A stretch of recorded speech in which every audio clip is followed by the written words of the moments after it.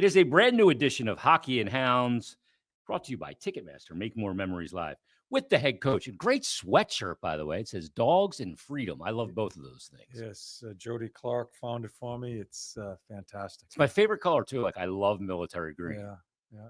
It represents the military, their dogs that they work with. Two things very close to your heart. Yes, for sure. Those animals that work in the military, just hearing some of the stories they're the first ones in. Yeah. And they are revered by their people out there in the military. So it's, I love it. Absolutely.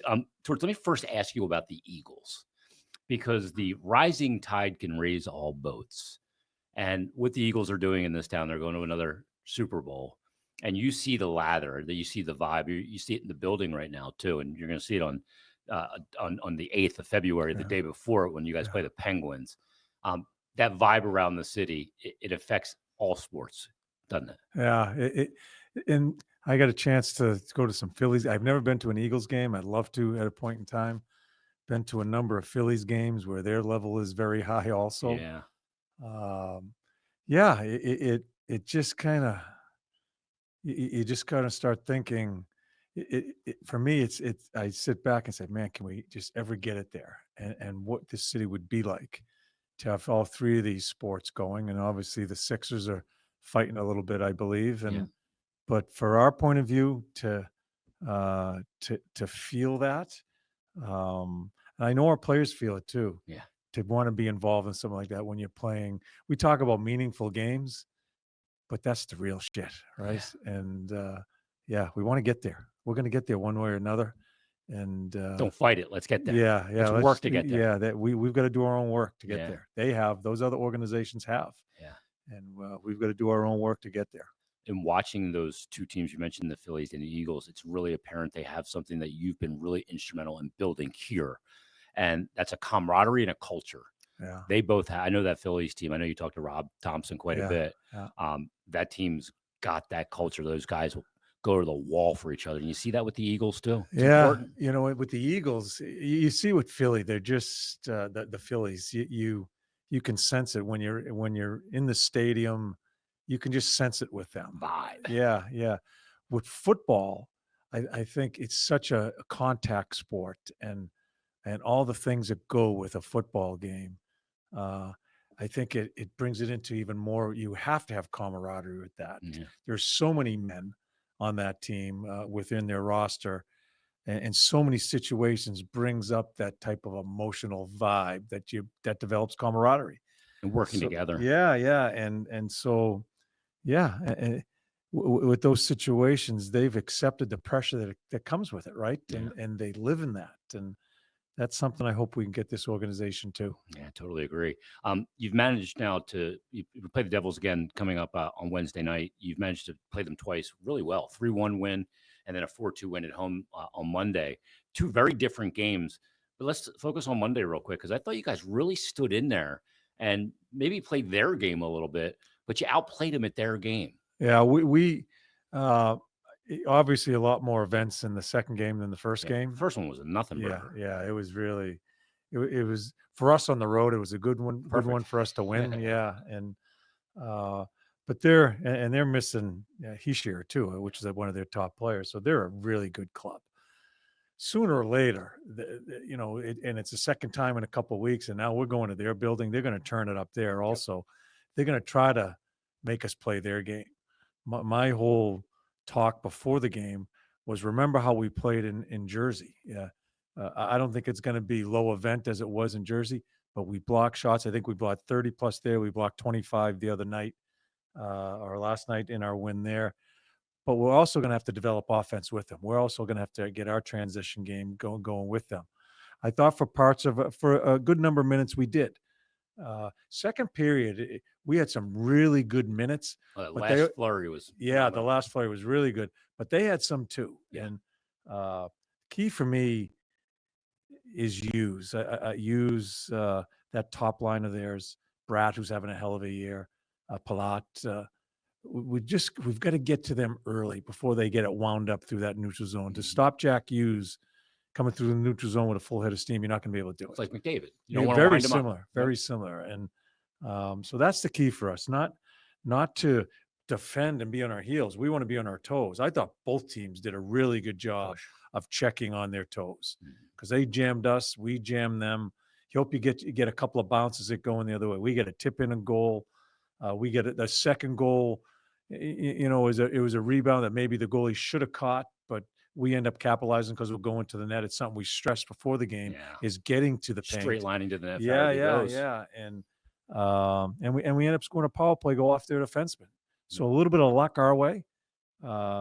We face them again coming up tomorrow. We're going to have to be better. We're going to have to be better defensively. We're going to have to be better offensively. The least talked about zone in hockey is really why that second goal happens. It's the turnover you create in the neutral zone. Yeah, The neutral zone play has been much improved. yeah, How much have you focused on that? yeah. It's the neutral zone from the top of the offensive zone back to our end. Always having that third guy high. But when we have that third guy high, it allows us to skate forward with our defenseman. We don't have to skate backwards. It's checking forward, and it's the gut of the ice. And I think we've done a really good job in tracking back through the middle, our DCing them, and us taking a chance as far as step. I thought Jamie Drysdale had probably one of his better games in stepping up, making a decision and stepping up. The defense just feels so much more comfortable. They know there's support there. That's the only way we can play. If we're going to play like we played our first year, basically almost just backing up to our posts and defending, we just have no chance. You're not going to score. No, we won't. And we have found the style. I've said it many times. We have found the style of play that we're going to play here. Yeah. As long as I am the coach here, we have to stay with that. No matter how many mistakes you make, you have to stay with it. You hope your goalie plays well when you do make some mistakes because there could be some doozies. Yep. But that's what we're staying with. It's funny. Your first year, we talked about so many things had to go right for you guys to score. You had to work so hard to score. Yeah. Sometimes you can't have to work hard to score. You got to just boom off the transition, get it going, get up the kind of like that 3-on-1 goal the other night. You mentioned Jamie Drysdale, and you led the horse right to water because it's exactly where I'm going, and it is the neutral zone play. The decisions he's making in the neutral zone seem like the light bulb has gone off a little bit here. He doesn't look like a player that's thinking as much anymore, but playing on instinct. Yeah, it still goes up and down a little bit, which is I think it's going to be another year full of that because he's just so young and hasn't played a lot of hockey. I just want him. I hate when I talk to him. I don't like using the word decisions with an S on it. I want him to make a decision. I want him to go with it. Yeah, and it kind of gets him off the hook too, right? It's a decision. I'm going with it. And I've told him, I don't care if it's a mistake or the wrong decision. I want you making the decision and go with it.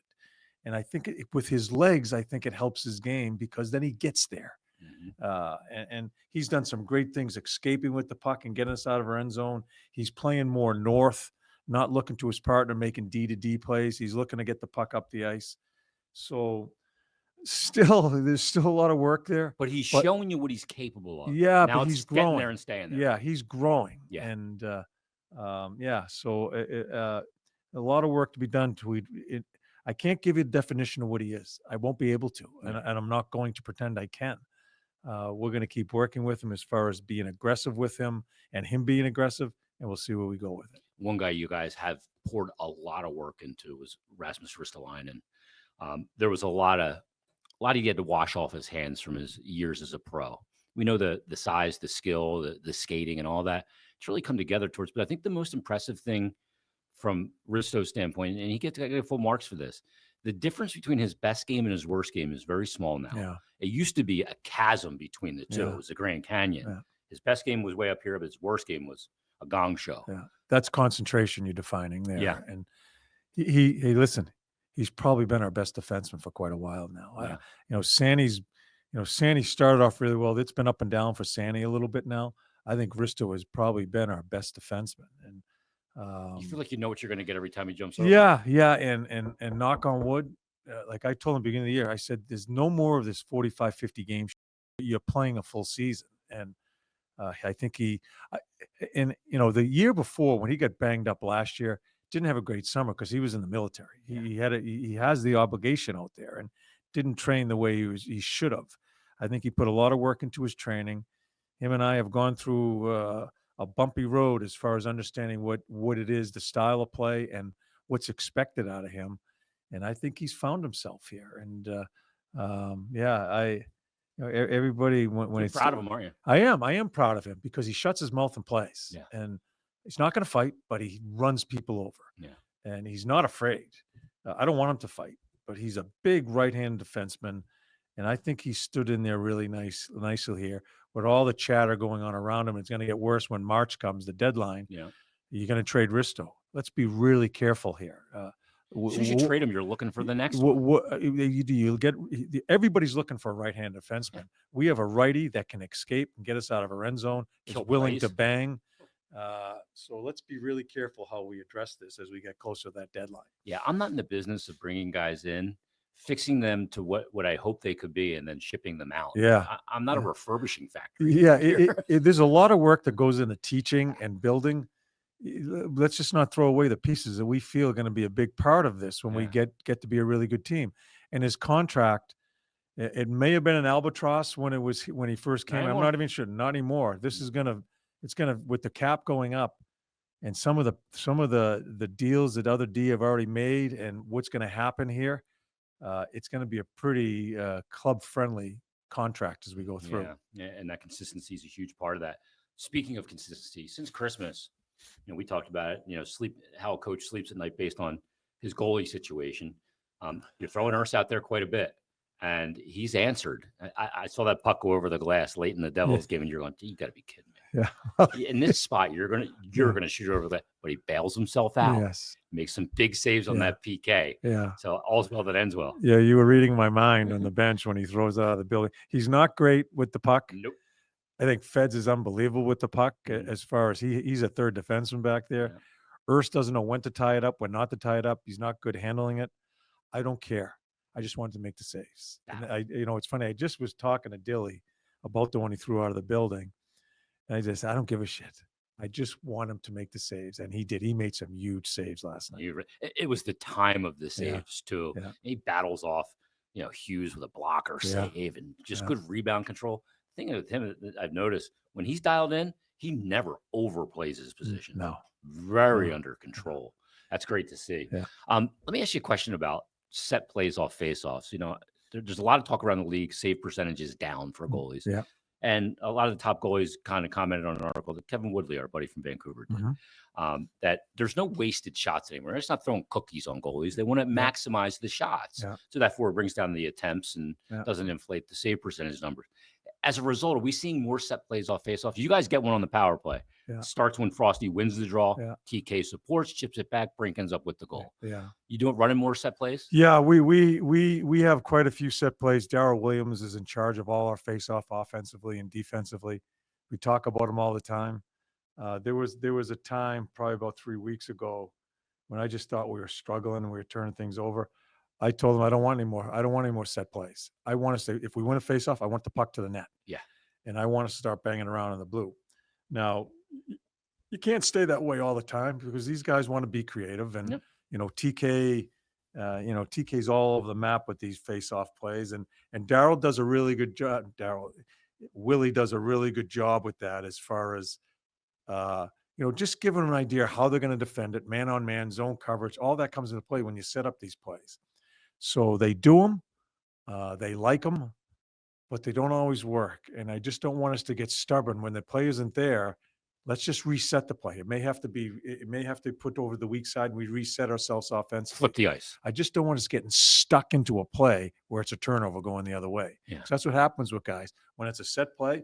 So okay, I'm gonna burn a hole through that play that we set up. No matter if there's a defender there or not, I'm gonna make that play.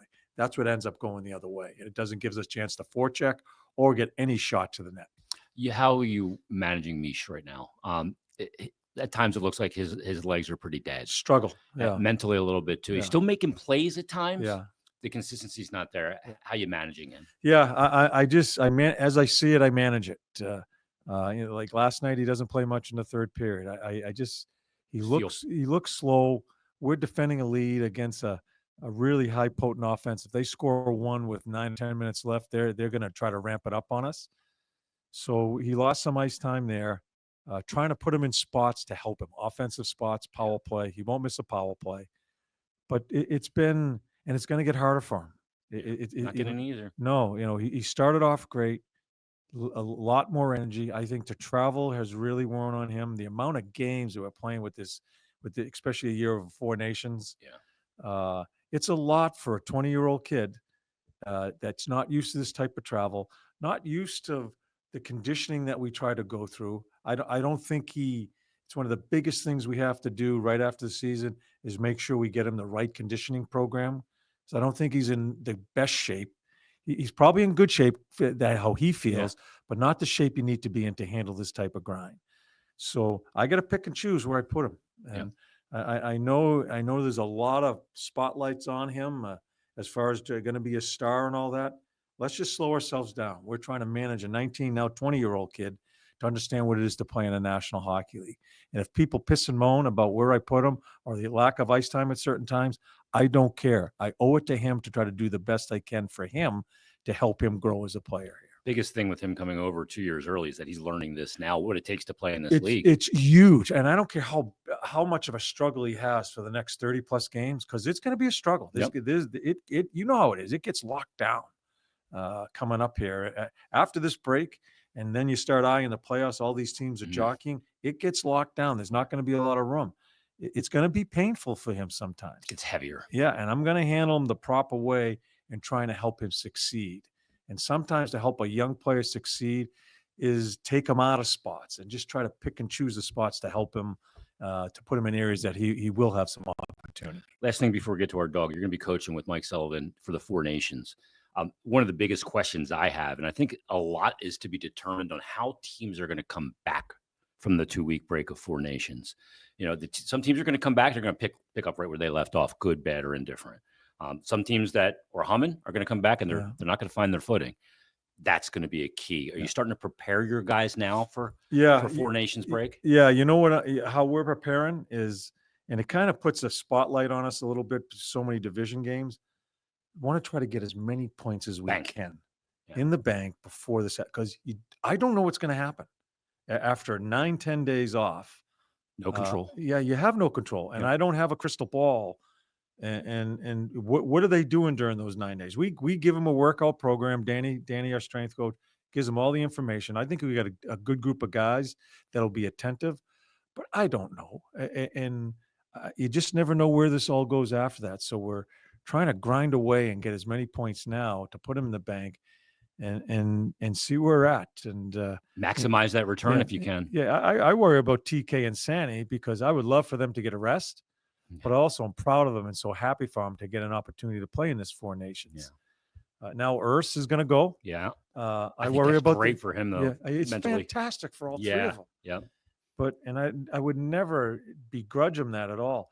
But when it's all said and done after 9 days, when it really doesn't mean anything other than just a showcase of it, when we start our games, I got 3 important guys that really had no break. I've got to manage that. Yeah. Risto too. Yeah. And Risto, exactly. Yeah. Risto was logging minutes all over the place. Yeah. TK played 24 minutes last night. So, as a forward. And so those are things I worry about. But I don't know. I'm not going to say I'm going to handle it this way. I'm going to have to read it and take it from there. Yep. Yeah. That's going to be who maximizes on that is who's going to the playoffs. No doubt about it. We're going to feature a dog again this week that we featured last week, but we feel like with the puppies and everything, we did not get to give Judy the full Monty. Now, Judy came to us from PAWS, found us a stray, pulled by PAWS from a city shelter. And PAWS is actively seeking a foster. We're trying to find a foster for Judy first, where she can stay while she recovers. She's recovering from some sickness. She had a cold, but she will be available for adoption once she's better. So we're trying to find her this foster immediately. And she's a rescue from a city shelter, eager to find a new home. We're still trying to find out more about her, how Judy's going to get along with other dogs and all of that. We'll find out that information, find out some of that information through foster as well. But this dog I know hits close to home for you. Yeah, it's a dog. It's a twin of my Sherman who passed away a couple of years ago, but that's a twin, and it's same mannerisms. Oh, look at that! I mean, my tongue out. So let's start with the foster, right? Yep. There's got to be someone out there, And just looking at her and now kind of surfing up here. I'm not sure what animal was in that cage, but seems we're hoping that she's going to be okay with other animals. So Yeah. that's a key. So she must be feeling better because last week we talked about her being sick. So hopefully she's healthy and maybe she's ready to go and start getting on her road to her forever home. Yeah, I want to see. Oh, that's another dog in there. Yeah, oh, that's a person there actually. Is that a Yep, person? an arm there, yeah. But like she wants to interact. This dog wants 4 years old, round, mixed breed. This dog wants to have a good time. Still 45 young. pounds, not too big. Yeah, still young at 4 years old. I'm sure there's some innocence there. So Yep. hopefully we can help out here. I love dogs in that 45-pound range. I have a big dog. I had a Roddy that was 100-pound dog before too. That 45 pound is like the little, I don't want the little yipper all the time. I like little dogs, but the 45 pounds is beautiful in between mix. Yeah, we used to call Sherman, again, an identical, our pocket pity. Yeah. And so similar. So similar. And our dog was one of the best. She was MVP as far as counter surfing. Mm-hmm. Any food up on that table, she's getting it one way. She got there and get it, huh? So I think this one here, this seems to have the same instinct there as we look at the video. So this is Judy from Philly PAWS. Again, for all the adoption information, you go to philadelphiaflyers.com/hockey-and-hounds. You're breaking everything. Again, we'll find out more information through Foster about her tolerance for other pets and children, and we'll get that information out as well. But let's find Judy a foster home immediately. Again, philadelphiaflyers.com/hockey-and-hounds. I know here at the practice league, last time we were here a couple weeks ago, there was a whole lot of puppies here. Yeah. And they came down, they met the boys after practice. Yep. And all these pups are named after players on the team. You got TK, you got Sanny. And it appears as if Noah Cates is going to be delivering one of these pups to a new home today. Yeah. How awesome is that? It's fantastic. And one of our equipment guys, Johnny, has adopted one. Oh, really? Yeah. So I think there's more they're going to be going. They were at the game last night, being put on show there. And I don't think there's going to be a problem with them. Nope. It's dogs like this, thank God they took it out of that shelter because it was probably going to be put down eventually, right? And a 4-year-old put down. Yeah. That's so ridiculous. The puppies are going to go. Yeah. And I think it's great that they do go. I'm glad we found them. I'm glad the shelters found them. But these are the main guys and girls that we have to find homes for, the ones that are a little bit had some hard luck. The pups' names are Coots, Mish, Urs, Seals, TK, Lotz, Sanny, Hath, and Catesy. If you were to adopt one of these, if Christine, your wife, said, "John, we have to adopt one of these," not a chance. You're definitely changing their name. The name would be changed. Yeah, you can't call them by one of your players. There's not a damn chance I'd have a hockey player's name that I'm coaching on one of my dogs. Coots just took a low, on the floor. Well, I say that sometimes anyway. Yeah, but it's on the ice. The dogs are a great Pyrenees mix, and they are absolutely stunning from the PSPCA. I was saying to Smitty during the game last night, and I said it on the podcast as well, that the commitment to dogs in this organization is so profound, and I think it's so important because it's so grounding. Yeah, and you've got players that are fully bought into it. Clearly, you are, Smitty, the staff here. Yeah. I think it's really important. It is. And I've coached, I think 5 teams, 5 organizations. My wife and I have been involved in this stuff with animal welfare through them all. There's no organization, and I give you and Smitty so much credit. No organization does more work for this cause. And it is a worldwide cause. Yeah. It's an emotional roller coaster up and down. But it's the best organization I've worked for as far as this stuff is concerned. And really, quite honestly, the whole organization, how they treat the players and treat everybody. This is by far, it's rewarding, I love it. Yeah. And that's not what we're in for, to feel rewarded, but it's nice to feel good that you're helping, right? And there's a group, it's a bit of an army around us that are helping us with this. Yeah. With the shelters, it's all the commitment. Yeah. And there's nothing better than, and not just dogs, cats, all animals. Yeah. That it is a mess out there as far as how many are being neglected and abused and that need help. So I am honored to be part of this here. But this organization, you and Smitty have done just a fantastic job. I'm so happy to be a part of it, and we all are. Last bit of good news: Max, who we featured, has been adopted. neglect situation. Rescued by law enforcement arm who had been looking for a home since August of 2022. It's a long time. We didn't give up though. Yeah. Max got a home. How can't you feel good about that? Look at that. Look at that Yeah. mug on Max. And- Jesus, And Murphy. who knows what his life has been? Now it's going to change, right? And that's what's awesome. Yeah, it's great. And I don't want to shortchange the puppies. They're beautiful animals. Oh my God. I got a chance to be down there with the boys when they came into our locker room. They peed all over the place. And, but we'll take it. And I saw them last night. They're getting bigger and bigger. Holy cow. They're like Jack and the Yes. Beanstalk pills or Yes, something. It's yeah. insane. For all the Hockey and Hounds info, go to PhiladelphiaFlyers.com/HockeyandHounds. Torts, have a great week. All right, man. Be well.